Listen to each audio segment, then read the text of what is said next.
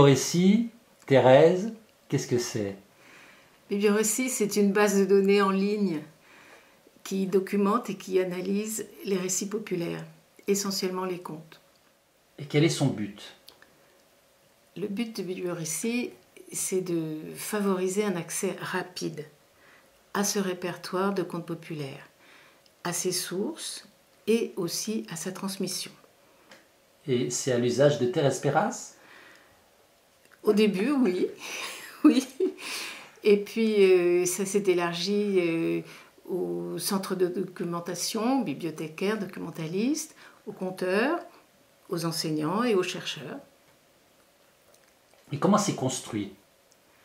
Ah, j'aime bien ce mot de construit, parce qu'en fait, c'est un jeu de construction. Et ce jeu est fait de 4 boîtes ou catalogues. Le catalogue des recueils. Il y a à ce jour environ 700 recueils, dont les tables des matières, la liste des récits, donc, est relevée. 2, le catalogue des récits. On est à ce jour à environ 31 000 récits. Sur ces 31 000 récits, 15 000 sont définis comme étant des versions d'un conte type et 5 000 de ces récits sont directement accessibles et pour les lire en ligne, pour lire en entier le texte en ligne. 3, le catalogue des contes types. Il y a les 3500 récits définis par Arne Thompson avec leurs numéros, leurs titres, leurs résumés et aussi leur structure. Et 4, le catalogue des motifs. Il y a donc 45 000 motifs définis par Thompson. Je rappelle ce qu'est un motif. Un motif, c'est une structure narrative élémentaire et toutes ces structures narratives élémentaires mises bout à bout constituent un conte. À ces 4 catalogues vient s'ajouter un 5e catalogue, le catalogue des recueils et récits numérisés. Comment on s'y promène? Alors là, tu me poses une question sur la dynamique de Bibliorécit. Les 5 catalogues dont j'ai parlé sont reliés par des liens qui permettent, par quelques clics, de trouver ce qu'on cherche à l'intérieur de l'un ou l'autre de ces catalogues et de répondre aux requêtes qui sont faites par des mots-clés. Tout ce travail colossal, évidemment, tu l'as fait toute seule. Bien sûr. Bien sûr, c'est Noël tous les jours. On connaît un petit peu la genèse.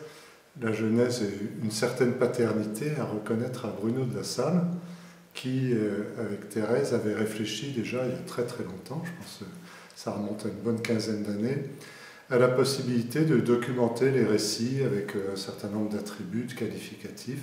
Donc il y avait eu déjà toute une recherche pour enrichir le catalogue des récits.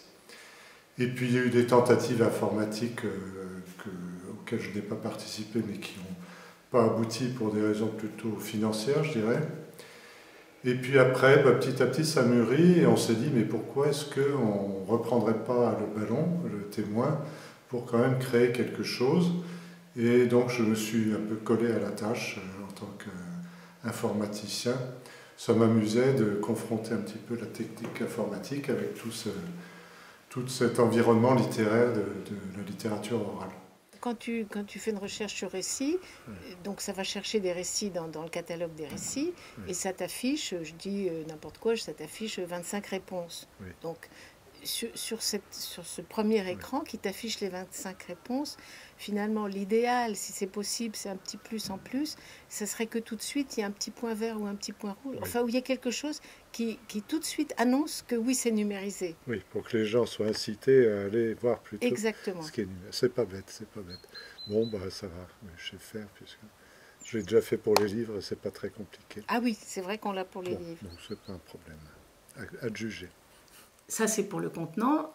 Pour le contenu, je ne suis plus toute seule. Il y a des bibliothécaires et des conteurs amis qui extrêmement efficaces dans leur aide et qui m'envoient des fichiers très régulièrement, notamment Céline Murcier, qui est remarquable dans l'aide qu'elle prodigue généreusement pour Bibliorécit. Et voilà comment le contenu ne cesse de s'enrichir, et c'est quasiment sans fin.